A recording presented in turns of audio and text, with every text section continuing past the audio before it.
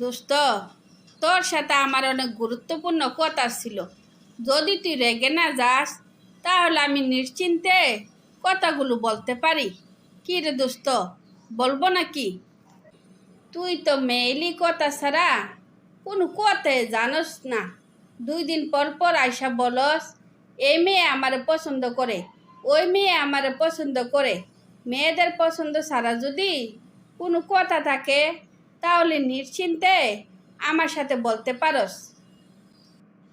শোন দোস্ত, এখন তোর যে বয়স, এই বয়সে যদি মেয়েদের ব্যাপারে কোনো কথা না বলি, পরেতে বিয়ে করার সময় মনের মতো কোনো মেয়ে খুঁজে পাবি না।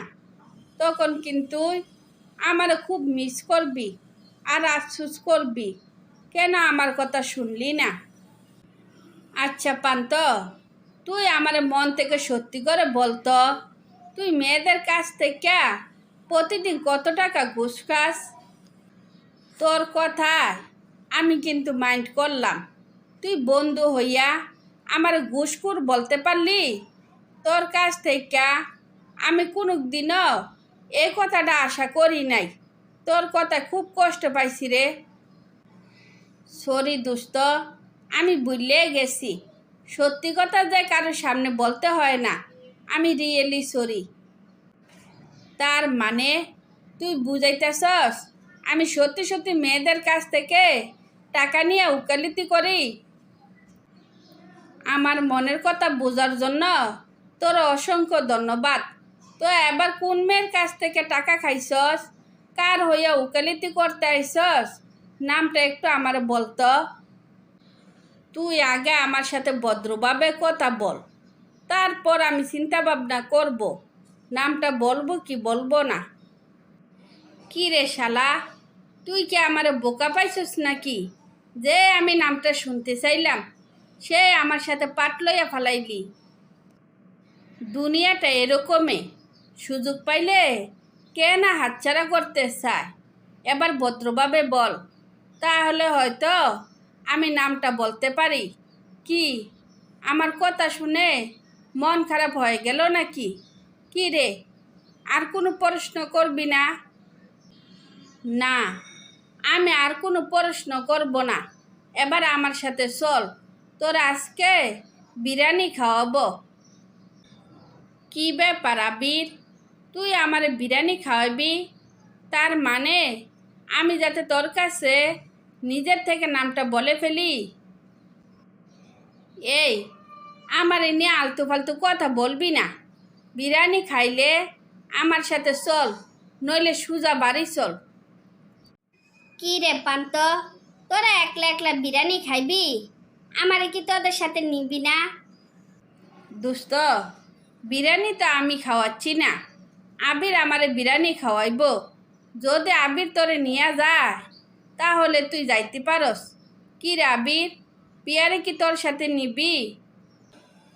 কোনো ব্যাপার না, যদি কেউ যাইতে চায় এতে আমার কোনো অসুবিধা নাই। চল তাহলে যাওয়া যাক। আমার আবার তাড়াতাড়ি বাসায় ফিরতে হবে, নইলে মা টেনশন করবে। এই পান্ত, তুই আমার হইয়া বইলা দে, কেউ যদি সুন্দর করে না বলে তাহলে কিন্তু আমি যাব না। দাঁড়াইয়া না থাইকা কিছু একটা বলতে বল। কি রে আবির, চুপ করে রইছস কেন? ভদ্রভাবে পিয়ারে বল যে চলো আমরা রেস্টুরেন্টে যাব। কি রে, বলবি না? পান্ত পিয়া, দুইজনে চল, আমরা বিরিয়ানি খেতে যাব। চাইলে বিরিয়ানি খাওয়ার পর সাগর পাড়ে ঘুরতে যাইতে পারস।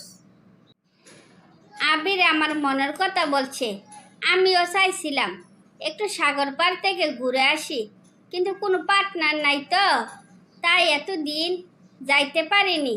চল পান্ত, সুযোগ কিন্তু হাতছাড়া করা যাইব না। আবির, এতক্ষণ তুই যার নাম জানতে চাইছিলি? সে মেয়ে হয়েছে পিয়া, খুব ভালোবাসে তোরে। ভালোবাসলে কিন্তু তুই জিতবি। পিয়া, তুমি কিন্তু আমারে সেই খেলতেই কেছিল আমি কেমন প্রকৃতির ছেলে তুমি ভালো করে জানো। আমি প্রেম ভালোবাসা বিশ্বাস করি না। শুধু শুধু আমার পেছনে ঘুইরা তোমার কোনো লাভ নাই। চলো এবার আমরা রেস্টুরেন্টে যাই। তুমিও কিন্তু জানো আমি সেই কাল থেকে তোমার অনেক পছন্দ করি। একটা কথা মনে রাখিও, সবাই কিন্তু সবাই রে ভালোবাসে না। আজকে শেষবারের মতো বলবো, আমি তোমাকে অনেক ভালোবাসি। এবার তোমার যা মন চায় তা করিও। তুমি বুঝো না কেন? তুমি ভালো করে জানো আমি উচ্চশিক্ষার জন্য দেশের বাইরে যাব। এখন আমি আমার ক্যারিয়ারের পেছনে দৌড়াচ্ছি। এখন তোমাকে ভালোবাসার মতো সময় আমার নাই। প্লিজ আমাকে তুমি মাফ করো। ঠিক আছে, তোমাকে আমি আর কোনো দিনও বিরক্ত করব না। তোমার অনেক সময় আমি নষ্ট করছি, তার জন্য আমি আন্তরিকভাবে দুঃখিত। তোমরা এবার রেস্টুরেন্টে যাইতে পারো। তুমি কি তাহলে আমাদের সাথে যাইবা না? চলো আমরা লাভার না হইতে পারি, কিন্তু আমরা তো ভালো বন্ধু হইতে পারি, তাই না? সরি, তোমার মতো বন্ধু আমি চাই না। এই জগতে আমার অনেক বন্ধু আছে। কামনা করি তুমি তোমার কাঙ্ক্ষিত লক্ষ্যে যাতে পৌঁছাতে পারো। ভালো থেকো, নিজের খেয়াল রেখো। দোস্ত, তুই কাজটা মোটো ঠিক করলি না। ওর মতো মেয়ে তুই এই জীবন আর কোনো দিনও পাইবি না। কথাটা তুই মনে রাখিস। সুযোগে তোরা সবাই আমার কথা শোনাইতাছস। সুযোগের সদ্ব্যবহার না কইরা চল দুইজনে খাইতে যাই। সরি, আমার এখন সময় নাই। তুই তোর মতো করে বিরিয়ানি খাইয়া আয়। আমি বাসায় চললাম। সুযোগ হইলে দেখা করব। মন খারাপ করিস না। ভালো থাকিস, নিজের খেয়াল রাখিস।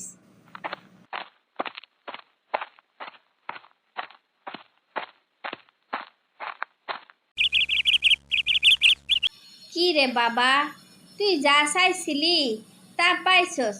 আজকে তোর সফলতার দিনে তোর মন খারাপ কেন? কি কারো কথা মনে পড়ছে নাকি?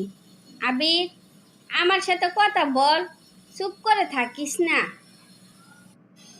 আচ্ছা মা, তোমার মতে আমি কি সত্যি সফল হইতে পারছি? আজকে আমার মনে পড়তাছে সত্যি আমি সফল নই। কেন যে ব্যর্থতার গ্লানি আসে আমাকে শুয়ে যাচ্ছে। আমি নিজের মনটারে স্থির করতে পারতেছি না। আমার কেন যে খুব অস্থির লাগতেছে। আমার খুব অস্থির লাগতেছে মা। আচ্ছা বাবা, তুই এভাবে কথা বলতেছিস কেন? তুই না এতদিন বলছিলি তুই তোর কাঙ্ক্ষিত লক্ষ্যে পৌঁছাইতে চাস, তুই তো সেখানে পৌঁছাছস।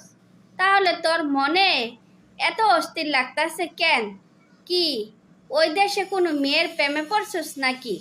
পড়লে আমার সাথে শেয়ার করতে পারস। ওইরকম কিছু না।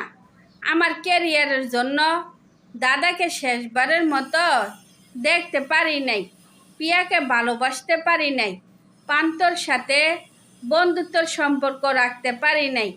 দাদা আমারে কত করে বলছিল, দেশের ছেলে দেশে থাক, বিদেশে যাওয়ার কোনো দরকার নাই। সেদিন যদি দাদার কথা শুনতাম, আজকে আমার কাউরে হারাইতে হইতো না। কে বলছে তুই সব হারাইছস? পিয়া পান্ত এখনো তোর খোঁজ খবর নে। সবাই তোর এখনো আগের মতো ভালোবাসে। যদি সবাই শুনে তুই দেশে ফিরছিস, তাহলে সবাই পাগলের মতো দৌড়াইয়া আসবে। মা, তুমি কি সত্যি বলতাছ পিয়া পান্ত এখনো আমারে মনে রাখছে? আমি কি তাহলে ওদের সাথে একবার দেখা করে আসব? দেখা করতে হইব না, কালকে গিয়া পিয়ার আংটি পরাইয়া আসবো। পিয়ার বাবারে আমি অলরেডি জানাইয়া দিছি। ওই যে বলতে না বলতে পান্ত আইসেও গেছে। দুষ্ট, কেমন আছস তুই? তোরে দেখার পর আমি অনুভব করতে পারছি সত্যি আমি আমার কাঙ্ক্ষিত লক্ষ্যে পৌঁছাইতে পারছি। এতক্ষণ আমি ভাবছিলাম আমি একজন ব্যর্থ মানুষ। এখন দেখলাম আসলে আমি ব্যর্থ না। তোর সফলতা দেখে আজ আমরা অনেক খুশি। এই খুশির দিনে পিয়ার সাথে দেখা করে আয়। সেই দিন তো বিরিয়ানি খাইতে পারি নাই। চল 3 জনে মিলে বিরিয়ানি খাবো, তারপর সাগর পাড়ে ঘুরতে যাব। কিছুদিন পর আবিরের সাথে পিয়ার বিয়ে হয়ে গেলে দুইজনে সুখে শান্তিতে বাকি জীবন অতিবাহিত করতে থাকে।